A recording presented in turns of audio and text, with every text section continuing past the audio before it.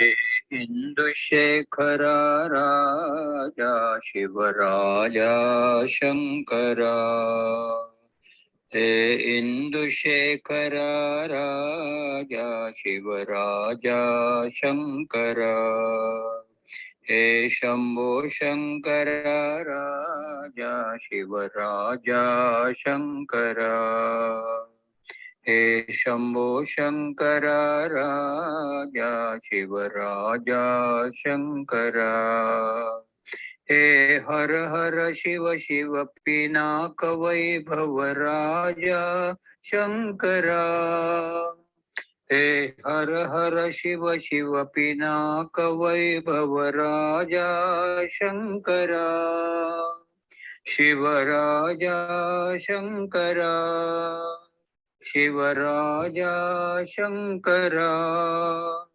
Shivaraja Shankara Shivaraja Shankara hey इंदुशेखरा Raja Shivaraja Shankara hey Shambho Shankara Raja Shivaraja Shankara hey her her Shiv Shiv Pinaka Vaibhav Raja Shankara Shivaraja Shankara Shivaraja Shankara Shivaraja Shankara hey Indushekhar Raja Shivaraja Shankara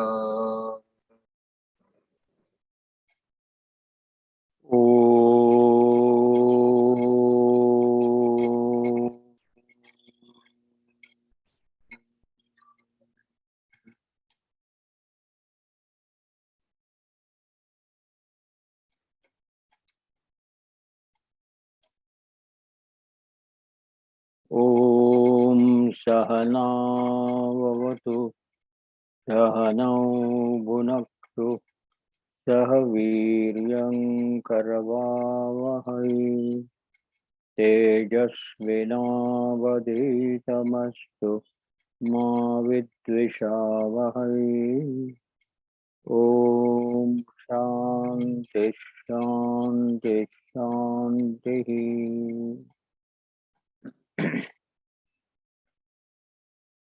Hari Om friends, welcome to Yuva Chaitanya.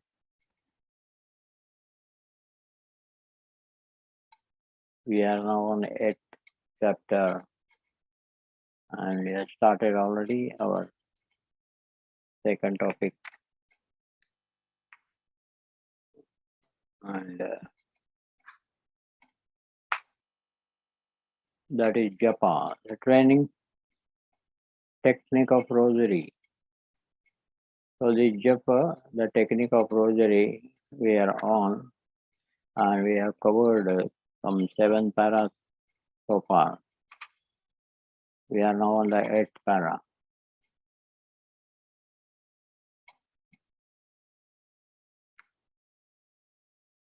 The last statement in the 7th para was feel his presence around and within you as a gracious holy blessing. Most important thing in Japa Yoga is to mentally feel that he is around and about us and also within us, and he is now gracing us. Gracious holy blessing. When we are when we call somebody by his name, immediately he said, yes, what is it? So to draw his attention, we take his name. Similarly, here when we chant the Lord's name, first it is like calling him. So when we call him, from where we are calling him? He is everywhere. He is outside us, he is inside us. This outside, inside are only the vague references with reference to body. The outside body, inside body, this is our imagination. Body and mind themselves are inseparable parts of the world. But still, whatever be our concepts today, we are asked to feel His presence and indicating thereby that His presence around and within you as a gracious, holy blessing. So, with this feeling, we are now proceeding to 8th para. Do you have anything further to discuss on 7th para? No.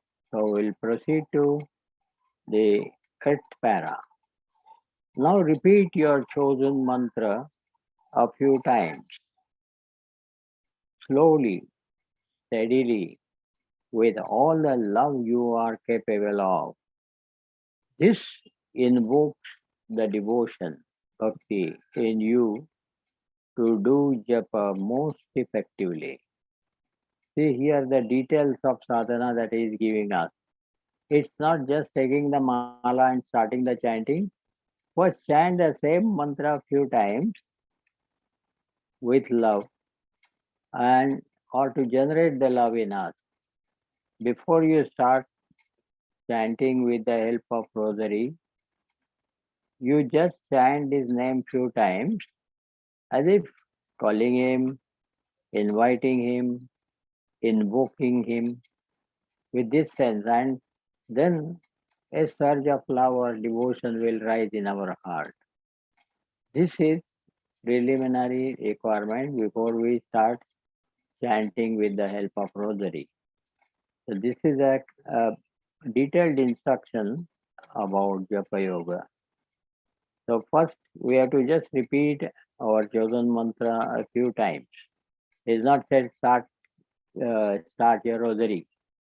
Before doing that, just chant his names few times. And this will create a love and devotion for him in our heart. And with this love and devotion, we have to chant or do the japa. This is a first important instruction in Japa Yoga. Take the mala. Now the mala is to be taken up. Search for the off bead. This is called Meru bead, which is not to be transcended. This is called Meru. Bring the tip of your ring finger and thumb together and let the mala hang at this junction. Now, this description is different than what the figure is indicating, so don't bother about the figure now. You look out with concentration what Swamiji is describing. So, it is at the junction as I showed you. If you see this kind of figure where the middle finger and the thumb are joined together, there is a radial V formed between these two fingers. When the radial V is formed, and on that, when the bead rests, then bead has got minimum resistance for rolling, minimum resistance, because there is a point contact. The bead itself is round, and our fingers have a rounding of a V, and therefore it rests on 2 points only. So the surface area of contact is reduced to the minimal. When it reduced to the minimal, then with a very ease of our movement of the ring finger, very easily it rolls over because it has no resistance as such. A point contact. Therefore, this idea of hanging between these two fingers is more important. And when you hold it on this as shown in the figure, when you hold on the ring finger, then you need to take efforts with these two fingers to catch the bead and roll it over. There also, it's a point contact, but this is a straight plane. And on that, you are pulling over. The bead being round, it has a touching point, so least resistance, and therefore it can be rolled over. There is no problem of rolling over. But the figure and the description does not match here. That you only note. And now, proceeding further,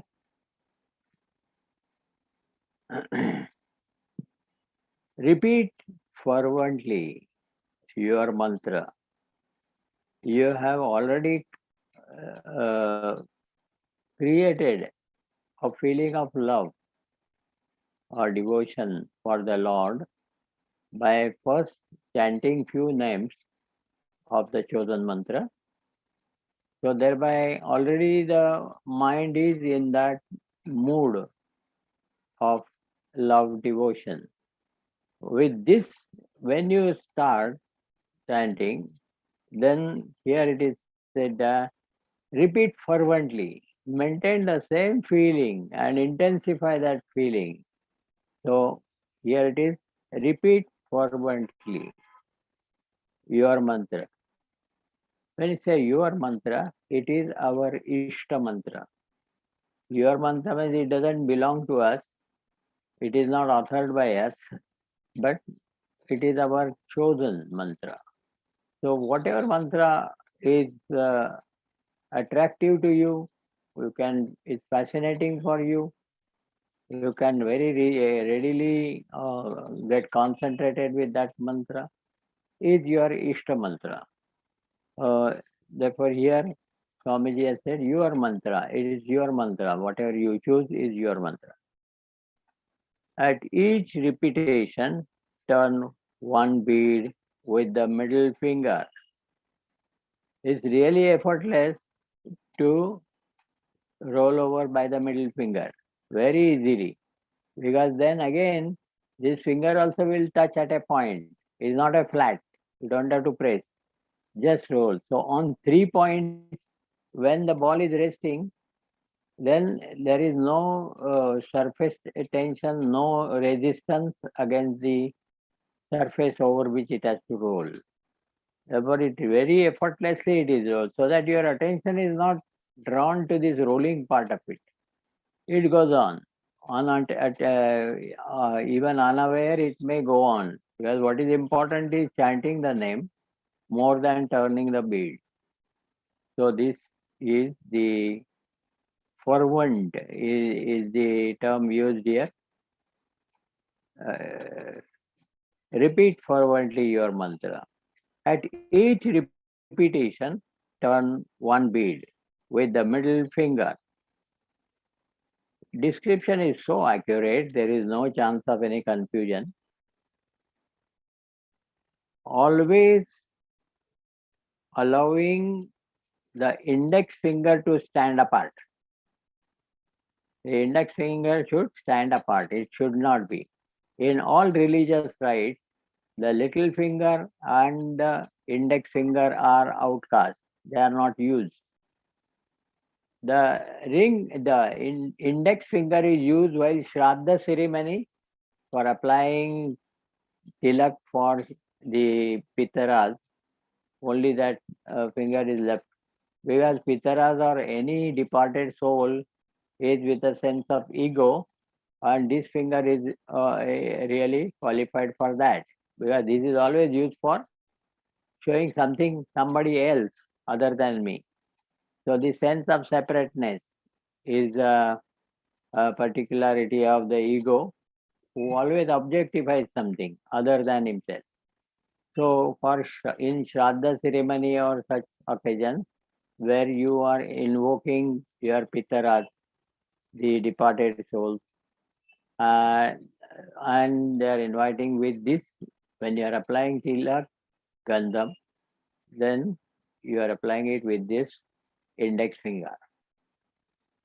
Only that in rituals, only in that kind of ritual, this index finger is used. Otherwise, These three, uh, the ring finger, the middle finger, and the thumb, only these three fingers are used in all ritualistic operations. Now, the next one, why it is index finger to stand apart. Next para continues about index finger. The index finger is considered to be an outcast into inverted commas. The fellow is not to be touched there. He is outcast because of its language. This finger is generally used in pointing out the other. See, the otherness indicates a sense of difference. I am different, you are different. We are not same. You are different, I am different. So this kind of otherness is indicated. Swamiji has put it in inverted commas as pointing out the other in accusing another. This is another use for the index finger. Accusing another. In threatening another. This is another use. This is use. Threatening. And so essentially the index finger is used to express duality. That is the point. And the otherness of things and beings. So I am different and the world of things and beings are different. This sense of difference is maintained and is indicative by this index finger. Therefore, we are not to use that in our Japa Yoga or Mantra Japa. Now we proceed to the 10. These are only clear-cut instructions about conducting Japa Yoga or Nama Japa. When you have thus repeated 108 times your chosen mantra, naturally you will come back to the Meru bead. Now this indicates that the mala is usually consisted of 108 beads, and coming back to the Meru bead is coming to 108th bead. And then we are asked not to cross that. Then you have to turn the mala. What was the back side will come to the front side, and then it will be registered on 107th. 109th will be registered on 107. It is so clearly given, there is no chance for confusion. So now be careful. Don't cross the Meru. Turn the mala in such a way that the 109th mantra is counted on the bead with which the 107th mantra was registered. This is so clear description, so there is no chance of confusion at all. So when you are holding the mala like this, you have to turn the mala so that we come back to 107th bead and we count there as the first bead. Instead of saying 109, it is not 109, it should be the first bead for the next chanting. So when mala is complete, another mala of 100 bead is complete. Again, you have to turn the mala. So this is the a standard common procedure.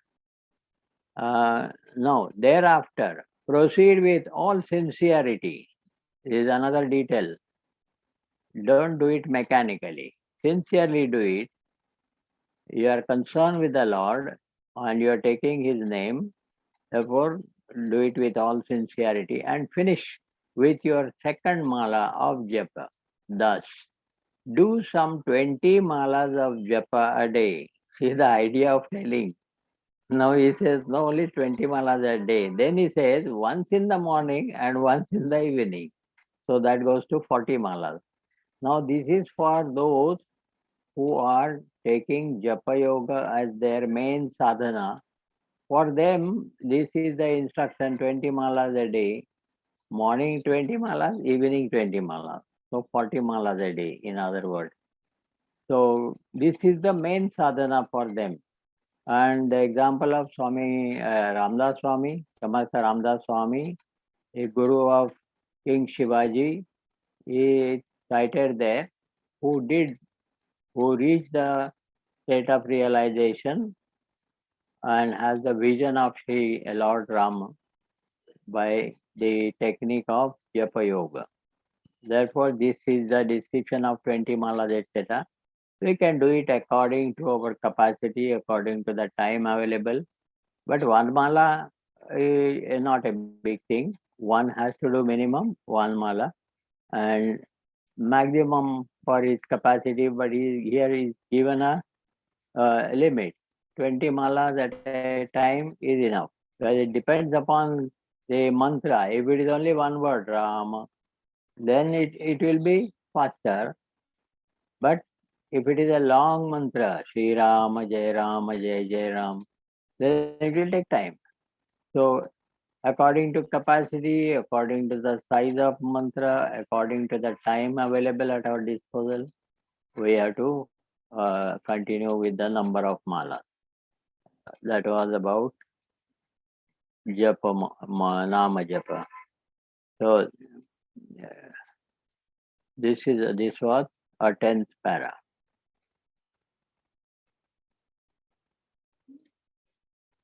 So it is believed that since Samartha Ramdas Swami has applied this means, sadhana, for his realization of the Lord, and he himself has incarnated in Kali Yuga again as Gondavlekar Maharaj.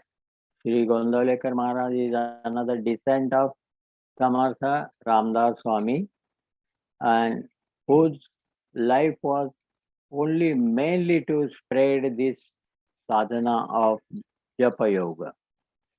So we can see some kind of connection here, because when you say 20 malas in the morning, in the evening, it is a full-time occupation of the person. So full-time or part-time is not a very big thing. Earlier, I talked to one of the brahmacharis of the mission and saying that you are really lucky, you are a full-time man. I am a part-time man, a grasa. So he said nothing like that. Immediately he rejected my seat, saying that there has nothing to do with part-time or full-time. Whatever you do it with your full heart. It is full-time, as good as full-time. So with this idea, then that registered in my mind that time sense is really not really to be considered as very important counting, but according to the capacity, according to the time available at our disposal, and according to the size of the mantra, etc., will all the factors that will decide how many malas we can have at a time. Now, still we have to come to the Vedantic seeker, but this is only a particular sadhana of Nama Japa is being described. So we proceed to the 11th para, unless you have something else to add to this.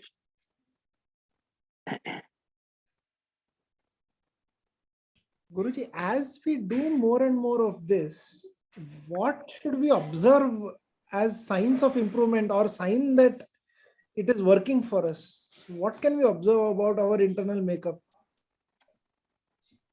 The immediate indication of more we chant of this name, there will be less chance for the other names related to the world rising in our mind. And the success of this is when the thought of the world, of things and beings does not rise in our mind. Just in our last satsang we have discussed this. When all thoughts are ended, when Swamiji has mentioned ended, we said there, when the thoughts does not rise in the mind. This is the point. All thoughts are there in the surroundings, in the atmosphere, but in my mind, a thought will not rise, and that is the success of Japa Yoga. That the more we repeat this name, we are giving the mind an alternative to the world of names and forms. This alternative, when we are repeatedly doing it, mind is discouraged to think anything else. Suppose if I am started thinking about Mr. Rama Rao while chanting the name of Rama, then still I need to chant more about this Rama sincerely, fervently. All those terms are very important in that. So that when Rama word is uttered, only Rama's form will appear. Now this is, we are proceeding, progressing towards vritti formation. Ramakar vritti should be formed. Now this Ramakar vritti will destroy all the other Vishayakar vrittis, whether of things or beings. They are all objects for the perceiver eye. Therefore, these all other vrittis will be destroyed the moment a strong Ramakar vritti is formed. Now what will happen? See now. Only Ramakar vritti is within. Outside, whatever you see it, only Ramakar vritti will rise and give you an understanding that is the Lord Rama only in other form, nothing else. This realization is most important. And this is in line with Vedantic realization. Om iti Brahma, Om iti idam sarvam, says Taittiriya Upanishad. So this is exactly same. Similarly, we recently had the camp, all manifestation, absolute. So absolute is the reality, the truth. And all manifestations of names and forms are nothing but it is one absolute truth. So to realize this one truth, with the help of Japa Yoga, Nama Japa Sadhana, for this we have to keep chanting this till that particular deity, say Rama, Ramakar vritti is formed. And Ramdas Swami himself has also experienced this vritti formation. When he reached Pandharpur and had this darshan of Vithoba, then he could see Rama only there. Anything you perceive, only Ramakar vritti will rise in the mind. And it will tell you this is Rama only. So seeing Rama without bow and arrow, he is asking, where is your bow and arrow? I am seeing you, all right, but I don't see your bow. Moreover, where is Sita? I don't see Sita by your side. So because the Rukmini is at another place, I mean away from that. So that's a Abhanga he has composed. Ite kare ubha Shri Rama Manamohana Megha Shyama. Ite kare ubha Shri Rama. And in that he asks, where is your bow and arrow? Where is your Sita? Not to be seen. So this kind of experience he has registered. What happens as a success of Japa Yoga technique is that the Ishta Mantra, Ishta Devata vritti should be formed. That is the indication of success. So thereafter, no Vishayakar vritti will rise. When no Vishayakar vritti is rising in our mind, it means all vrittis are ended, in Swamiji's words. For us, all other vrittis are ended. And only that vritti remains. And this will help the mind. Then the mind will become submerged, merged in the Lord, at the Lord's feet. This is the next progressive aspect on the part of mind. First, we have seen on the part of things and beings that all those vrittis related to the things and beings are destroyed by Ramakar vritti. Then the mind which is tends to perceive that is also merged at the feet of the Lord. Feet of the Lord, when we are referring, it is indicative of knowledge. So the mind remains submerged or remains leaned at the feet of the Lord. And This is for Vedantic seeker a preliminary condition where mind keeps quiet, is joining at the feet of the Lord and cooperating the intellect in his search with the help of discriminative analysis. His search will continue. Then let the intellect continue. Mind will simply follow in love with devotion, follow the steps of the intellect and try to identify what intellect has discovered. Now, this is a precise description of the progressive gains of Japa sadhana. Therefore, even for Vedantic seeker, a Japa yoga is recommended here by Swamiji. So it becomes like a tiffin warmed up before the lunch, just before the lunch. Only that much we are making use of it. Not Japa yoga as a main sadhana, but discriminative analysis as the main sadhana with the help of discriminative intellect. And we do not want mind to disturb in this, but positively, mind should remain quiet and peaceful, or the other set of words, it is uh, calm and serene. First two words, calm and serene. It's quiet and peaceful. It is calm and serene. So these two levels mind has to reach. So this was related to the progressive indications of Japa Yoga Sadhana. Right? Now, next. Anything else? Anyone else would like to say anything?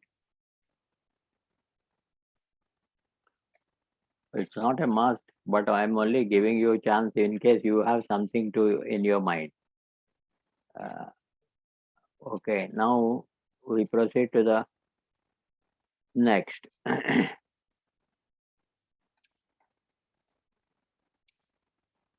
A mantra is a word symbol or symbols representing and expressing as nearly as possible the particular view of God and the universe they stand for.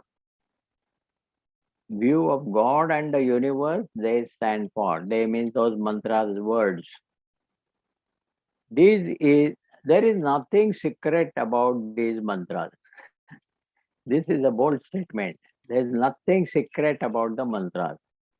Though the rituals dramatize that when an Upanayanam ceremony goes on, there is a common covering between the father and his son, covered by some cloth, and then in his ears, the father chants the name, the mantra, Gayatri mantra, and initiates this brahmachari to the mantra japa sadhana.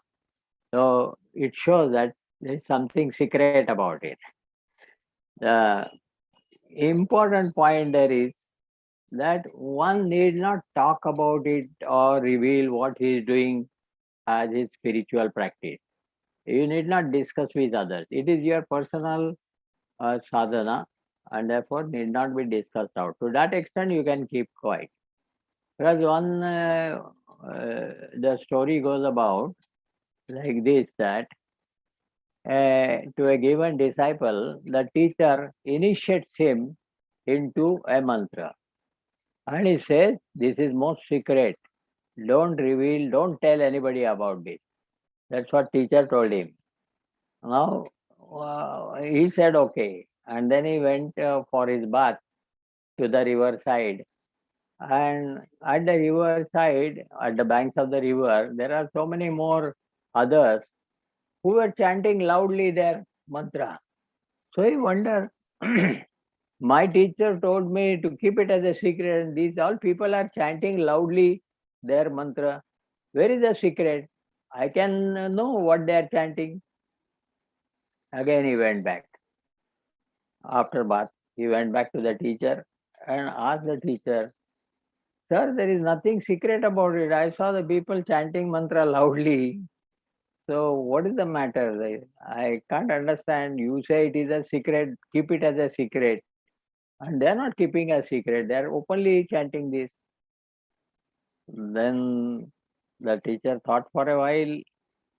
Then from his stock, he gave a very precious stone.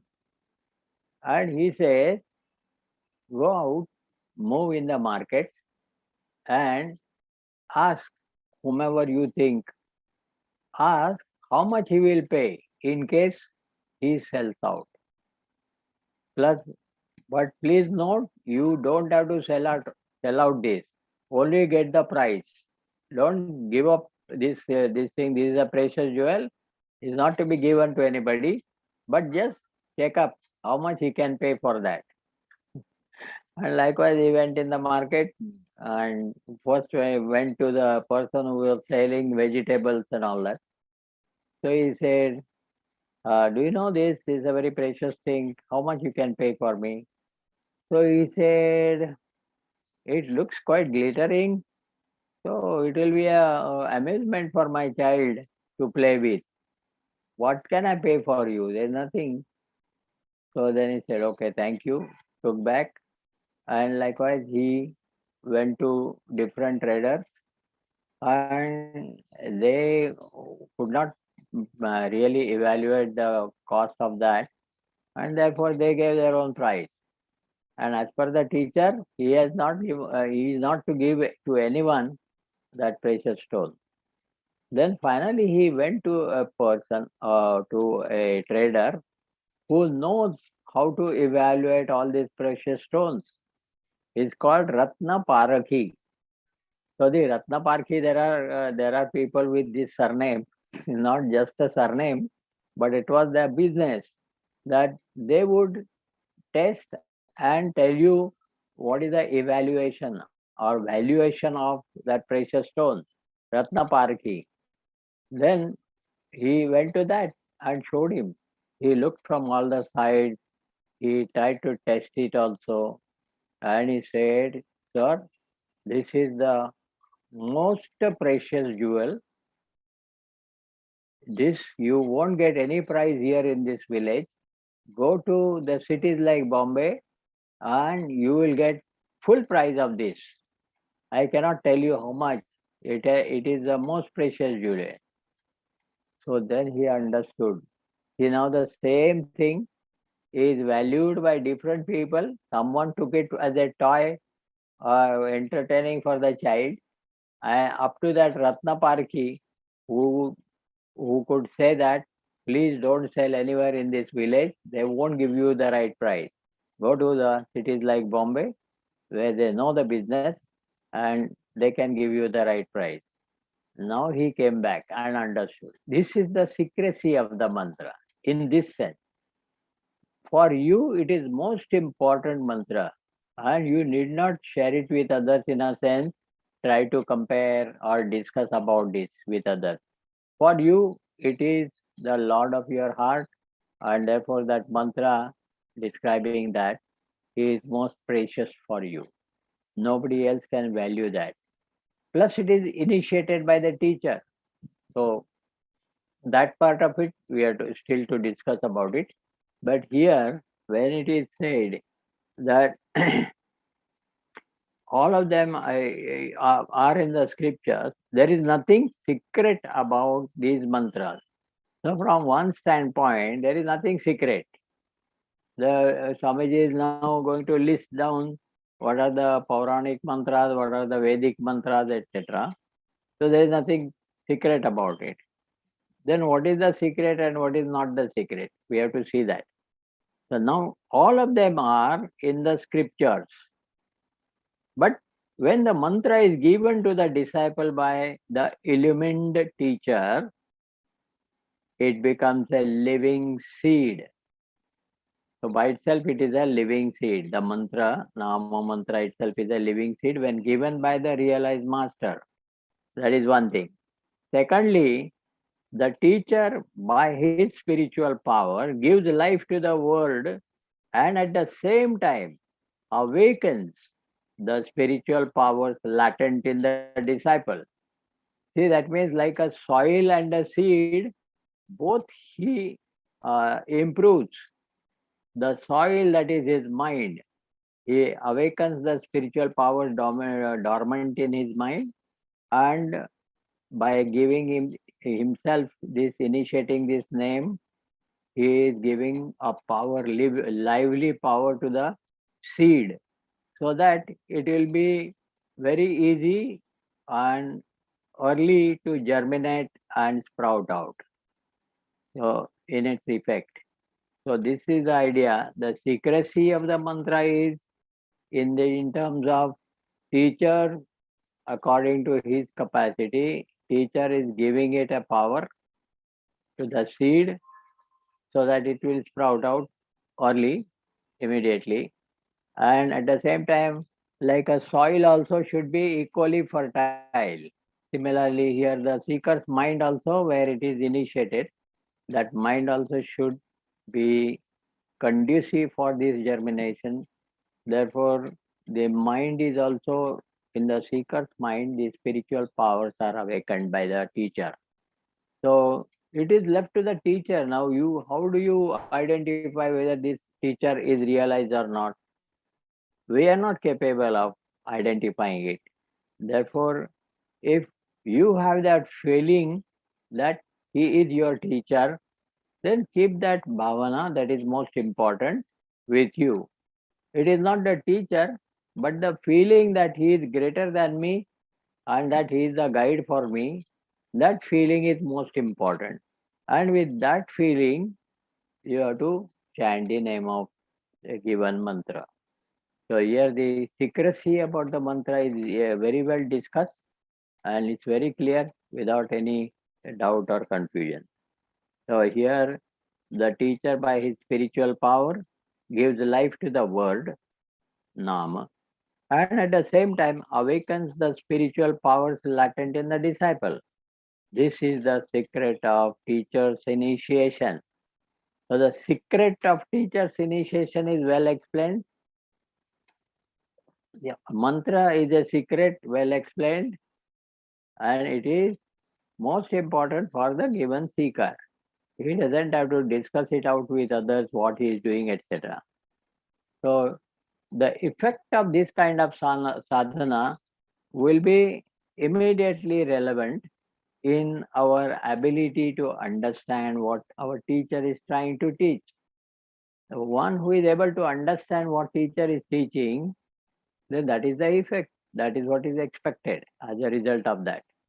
So our capacity to understand improves, and that is the effect of Nama Japa. So this is the secret of teacher's initiation. In some of the traditions, this is a very important occasion, and on a particular Murat, they call the seeker and the teacher initiates him. But Swamiji here is clearing that there is no secret like this. All mantras are there listed in the scripture. The secrecy is depending upon the teacher's capacity to charge the seed of Nama mantra and also raise the spiritual powers dormant in the seeker's mind. We have already seen that a thoughtless mind is nothing less than pure consciousness, and this is most important. These powers are awakened so that the seeker can directly tap them and make use of. So this kind of effect is there in the teacher. Now we would know, we are not capable of identifying who is the realized person. Therefore, suppose if he tells you that he is realized, then please do not believe in this. If somebody declares, it is only once the Lord in the Gita declared, Matta parataram nasti kinchidasti dhananjaya. Matta parataram nanyat kinchidasti dhananjaya is a daring declaration of the Lord, where he says there is nothing other than me anywhere. Everything is from me. I am the source. Now, this kind of daring, usually, all masters do not do. They don't declare. The rose does not declare it is fragrant. Fragrance is its very nature. Similarly, the God realized man will not and cannot declare that he has realized the God. He can just be the God, like, and that is the only way. So the people through his behavior will come to know that he hates none, that he loves all. So all these are experienced by the others. He does not declare of that. Therefore, this is the consideration we are giving to this, that how far the mantra is a secret and how far it's an open secret. Both ways we have discussed. Now we go to the 12th para. Shall we proceed?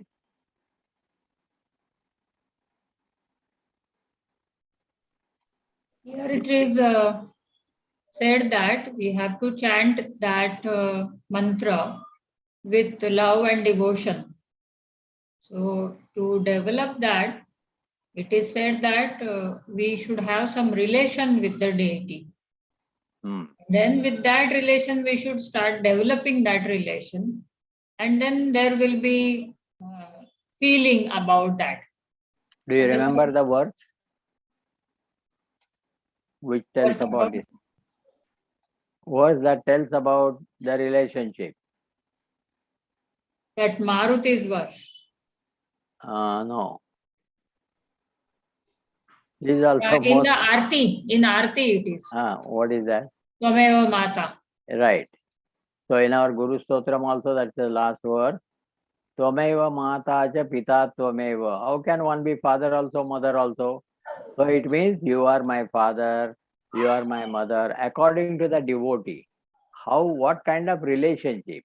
If he considers I'm your son, then they become either father or mother. So in connection with the Vatsalya Bhav, then it is mother.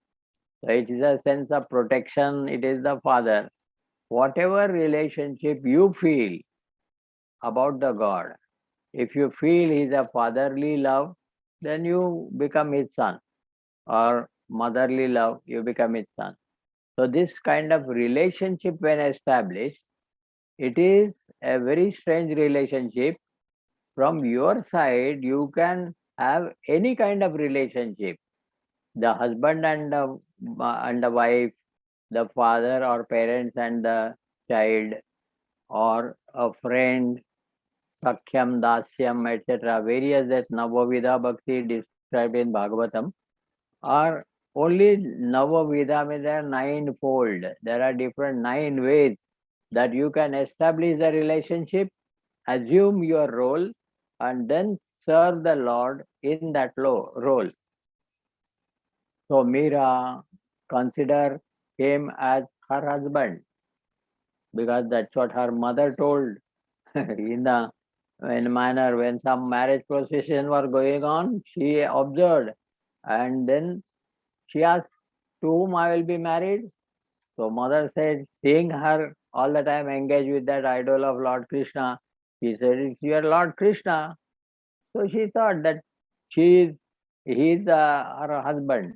And later on, when formally she was married to the person, and still she kept in the mind that feeling. So this is sadhana, and that's the right point contributed, that when we relate ourselves to the Lord through some relationship. Now, from the standpoint of the Lord, there is no relationship because Lord does not see the world as something different from him. He himself has become the world. Therefore, every name and every form, there is a presence of Lord. Even this body, the Lord is present. In my mind, the Lord is present. Lord is present everywhere. Therefore, from the standpoint of Lord, there is no relationship because relationship means minimum 2 between for to relate oneself. There is no second. He is one without a second. The Lord is one alone, and He Himself is appearing as the world of names and forms to those who are deluded. Otherwise, He is alone. Therefore, this kind of oneness of the Lord has to be appreciated. And from the Lord's side, there is no relationship. That's why we call this relationship a strange relationship, and therefore we call it as relationless relationship. Our relationship with the Lord is relationless relationship. It's only in our interest that we can relate to the Lord. From the standpoint of Lord, we are not different from the Lord. See this. Therefore, from His standpoint, there is no relationship. From the devotee standpoint, whatever is really appealing to him, that kind of relationship is. Suppose in his worldly parlance, if he has a love for his mother more, then he can consider mother in the Lord. So likewise, if someone has most close or fast friend, then he can treat the Lord as the friend.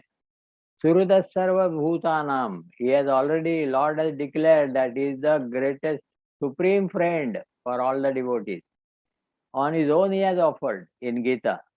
Suruda Sarva Bhutanam Jnatvavam Shantim Richasi. Something like this is the from Gita. Therefore, the Lord has openly offered for the devotees to relate themselves to Him as they like. No objection. Because from His standpoint, there is no relationship. This is a very important point. Therefore, the establishing a relationship is in the interest of the devotee or the seeker. And he can relate himself with the Lord with whatever relationship that he likes the most or he loves the most, whether it is friend with friend or whether it is mother with the son, whatever is the relationship. Therefore, it is open to all types of devotees to relate themselves to the Lord the way they like. There is Lord has no objection at all. What wave relates to the ocean, for the Lord it is secondary, but for the wave it is most important, because by that relationship she can develop a love, and the intensity of love when directed towards the higher is called as devotion. So we have used the word both, love, devotion, etc.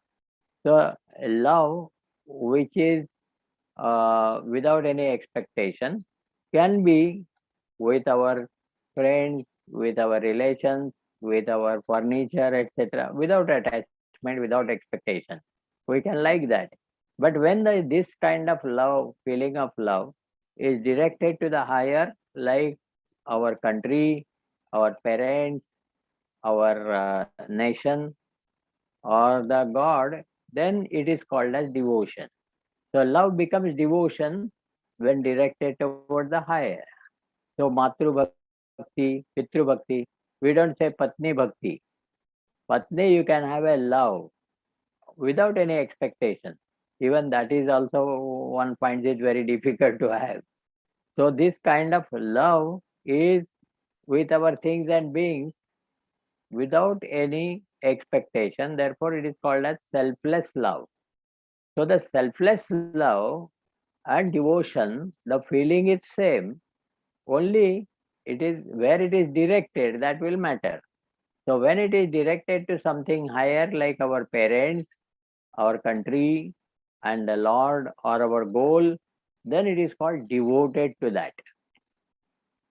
So the love devotion, we have made it clear, and the relationship, that's a good point that is contributed, is also now discussed. Now anyone else, anything else further?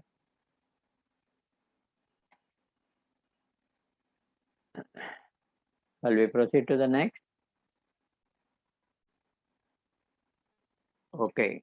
So now we go to the next one. 12th para.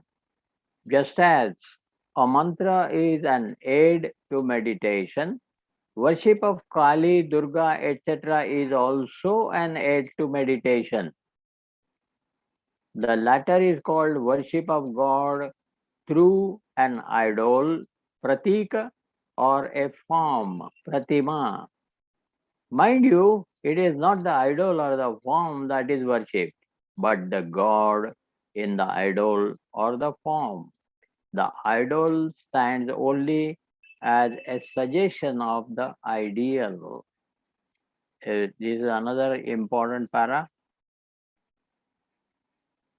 The idol or the form that we have put before us for the chanting and meditating on the Lord of our heart is only symbolic.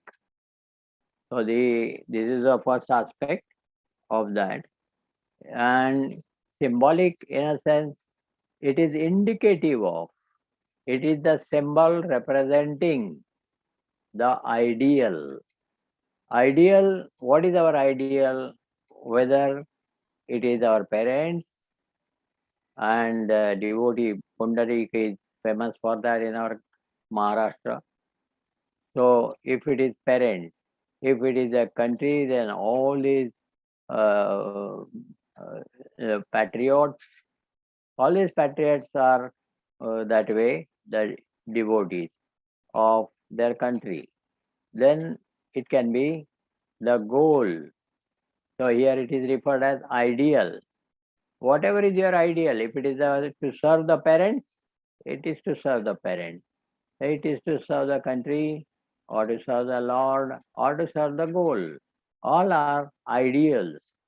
And our devotion is for the ideal through the means of idol or the form. It may be a photo picture of the given deity, or it may be the idol, a statue of that deity. So it is only with the help of which it becomes easier for us to worship. Therefore, here the Swamiji has said that apart from the name of the Lord, chanting the name of the Lord, the worship of the Lord itself is also useful for this Japa Yoga. You will find all our rituals start with 24 names of Lord Vishnu. If you now the Yajman, the host is also not aware of this, and the priest chants it so fast. When he starts Keshavaya Namah and when he says finally Haraya Namah, Shri Krishnaya Namah, we don't know. We just go through that ritual. But every ritual starts with Om Keshavaya Namah, Om Narayanaya Namah, etc. So which he gives the importance of Nama Japa. So we start anything with the name of the Lord. This also is a very important aspect. So therefore here Swamiji has warned, mind you, it is not the idol or the form that is worshipped, but the God in the idol or in the form. Now we'll find in the Kenopanishad, this particular point is indicated while instructing on Upasana aspect. He says, Yat vachanabhyuditam yena vagabhyudyate tadeva brahmatvam viddhi na idam yadidam upasate. He said, that which cannot be expressed by the speech, yat vachanabhyuditam, anabhyuditam, it is not expressed. The speech is not able to express that, the Lord, the truth, etc. But because of whose grace, by speech, we can talk anything else. But the speech is not able to objectify the God. So this is a mantra. It says that yat vachanabhyuditam yena vagabhyudyate tadeva brahmatvam viddhi Na idam yadidam upasate. Whatever the idol or the photo you are worshipping, it is not that photo or idol, but it is that which represents, which is represented by this idol. So this is very, very important. So this is with this the 12th para concludes. And likewise the Kena Upanishad says, Yad yan manasana manute yena hur manomatam tadeva brahmatvam vidhi na idam yadidam upavasate. So again, the mind which cannot really perceive the Lord, but because of Lord's grace, the mind can perceive anything else. Know that to be Brahman. So this is that which cannot be perceived by the mind, but because of which the mind is able to perceive anything else. That is called as Brahman, and not what you are really worshipping. So worship of a given deity is only a symbol. It is representative of the one truth, the Brahman, or one God, the Parameshwara. So this is the idea given in the 12th para. Now we are proceeding to the next one. Is there anything that we can discuss further on 12th? No. Okay. Now we proceed to the 13th. These various forms of worship have been provided to suit the needs of different types of men at different stages of their spiritual evolution. This is just like a man, when he begins to learn writing, he draws first big scrawls before he can successfully try a smaller hand. So too, a person must acquire the power of concentrating his thoughts by fixing the mind first upon the divine forms or symbols, and then, after a fair success therein, he tries to fix his attention upon the formless divine presence. The consciousness has no form, the light has no form. So, long before we could meditate upon the formless, it is strongly recommended that let the mind be uh, habitual or capable of meditating upon the deity with a form. So this was the suggestion.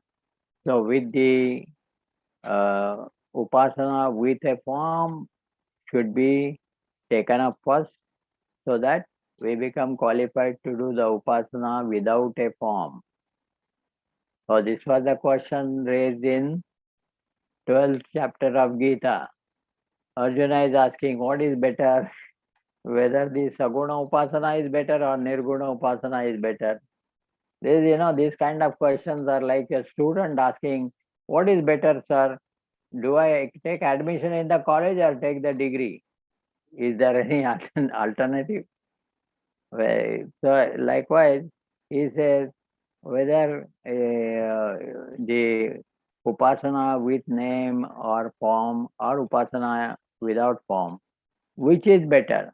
So naturally, Lord has to say, both are good, but for you, it is upasana with the name and form is better. So there also, elsewhere also he says whether yoga or sannyasa. So he said Sankhya or yoga. He said both are going to the same goal, but as far as you are concerned, for you the karma yoga is better than Sankhya yoga. So likewise, the student when asked some strange questions like this, the Lord also has to, or the teacher has to tell accordingly. So here we have seen covered the 12th paragraph and 13th also. In the 13, a very beautiful example is given when the child is initiated into Aksharabhyas. Aksharabhyas is one important ritual in the child's life. and it is initiated to write. Akshara has two meanings. Akshara, by one meaning, it means a letter that we write, and Akshara is imperishable. Kshara is that which perishable. Akshara means naksharati, it's not perishable. Imperishable is called Akshara. So Akshara has got these two meanings. But now for the child, it is only the letter writing. So when he is writing a letter means one particular Akshara. In the beginning, a whole slate is used to draw only one letter, a big letter. Why? Just for the initial practice. Once the child learns to draw that letter, then thereafter it can draw it in a smaller form. Then it may not have to write also. We just can imagine and talk about it. He does not read. He need not read about it. So likewise, depending upon our capacity to absorb and concentrate, the practice of Japa Yoga is advised. So here Swamiji is suggesting, compared with Japa Yoga, the worship is easier. So start with that, indicating. So it is said the worship of Kali, etc., is also useful when it is said. It is the starting point, minimum. And in Vedanta Sadhana, that Vedanta shlok we have learned, or I've referred several times, is Puja Koti Samam Stotram. Stotra Koti Samo Japaha. See the two levels between the puja, worship, and japa. There are two levels in between.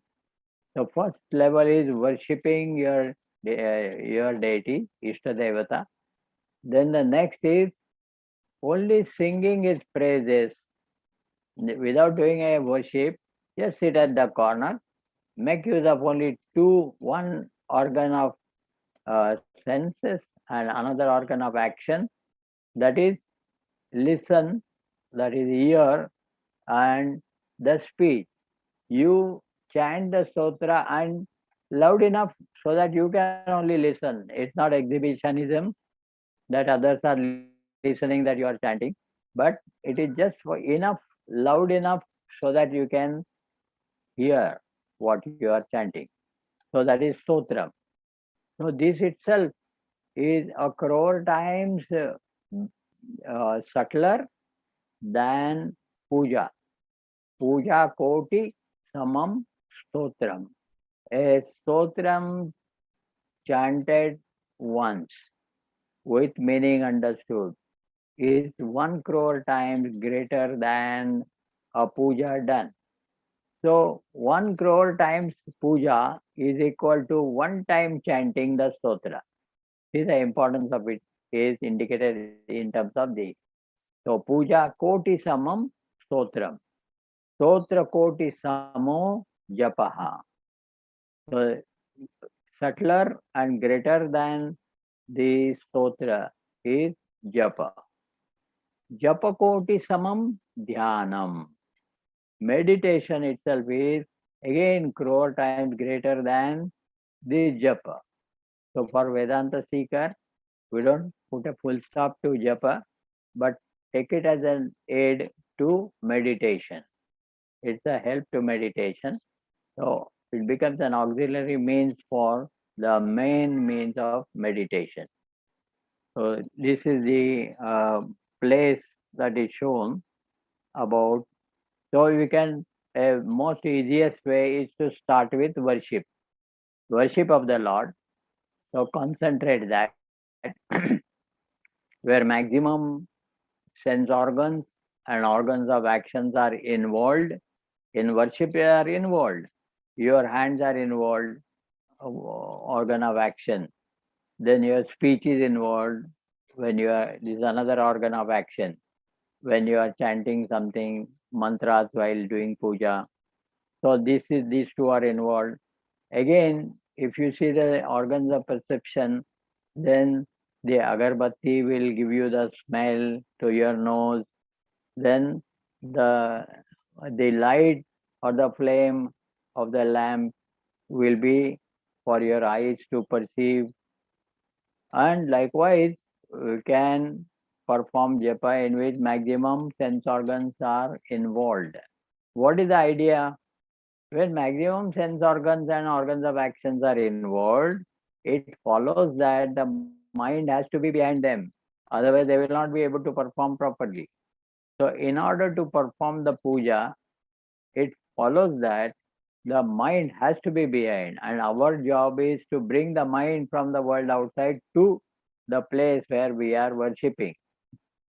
This is the most important thing to concentrate.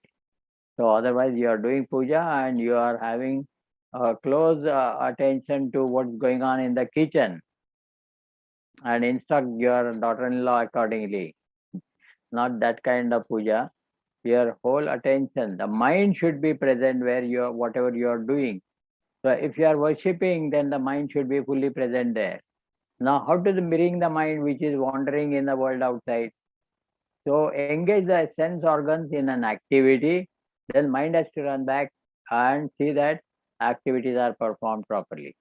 So when you are conducting a puja, you are doing it with the help of organs of action and perception, so that the mind can come back and be there in order to conduct this puja.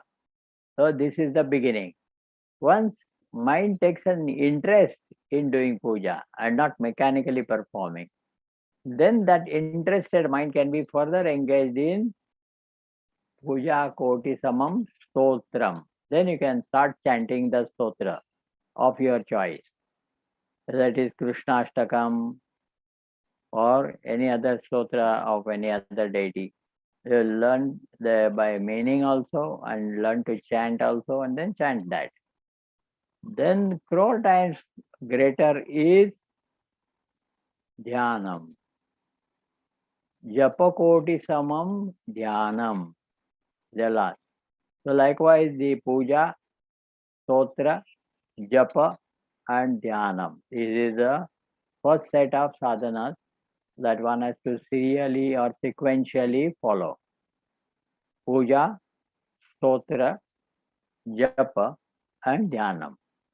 And then with the help of dhyanam, when mind is obliterated, then the Vedanta sadhana will start. So laya is the next. Dhyana koti samo layaha. So laya of the mind dissolved in the process, is the one which is desirable for a Vedantic seeker.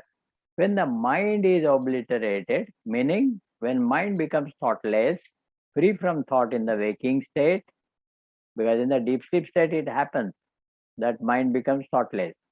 But in the waking state, we need to make it thoughtless. It is not natural condition.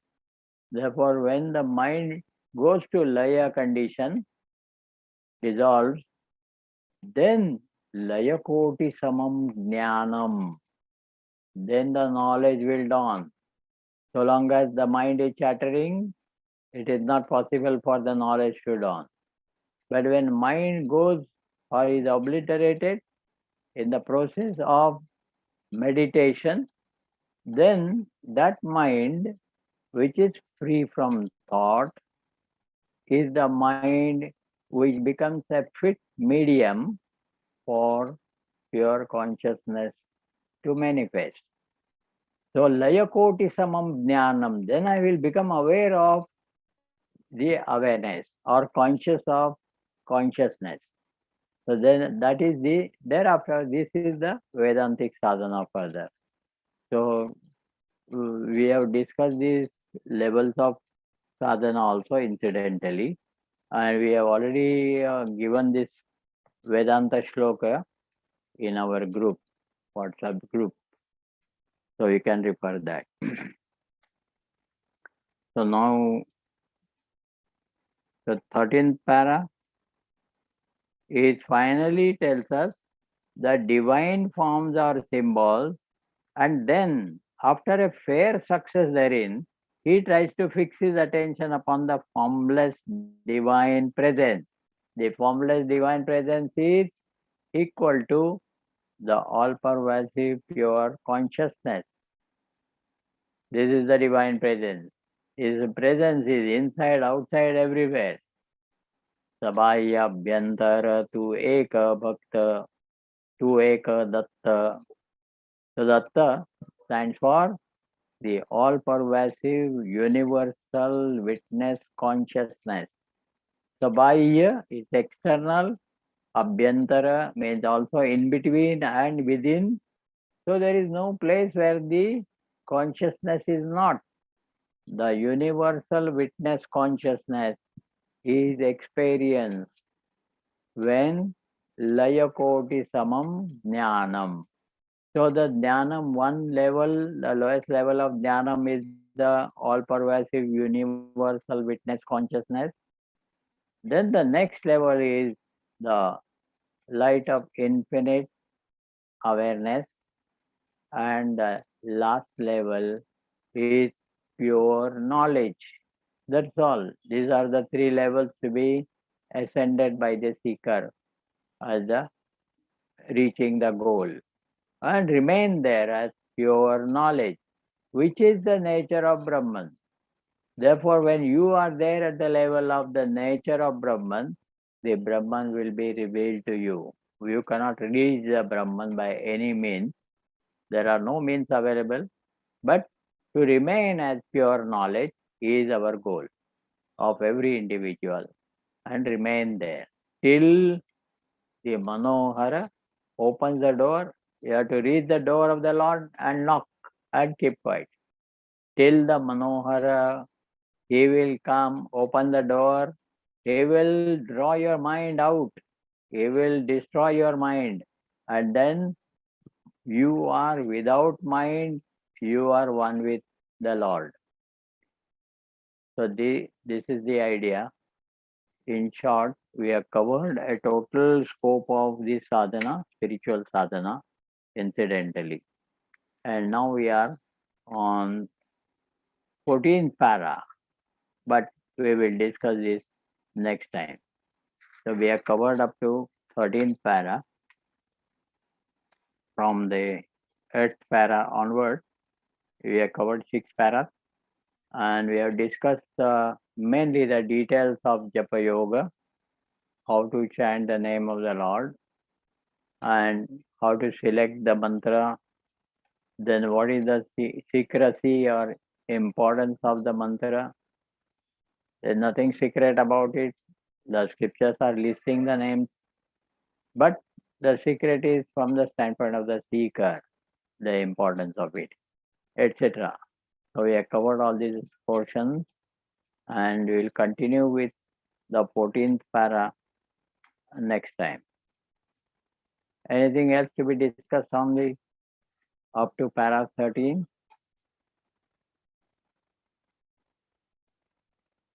No. Now, any announcements?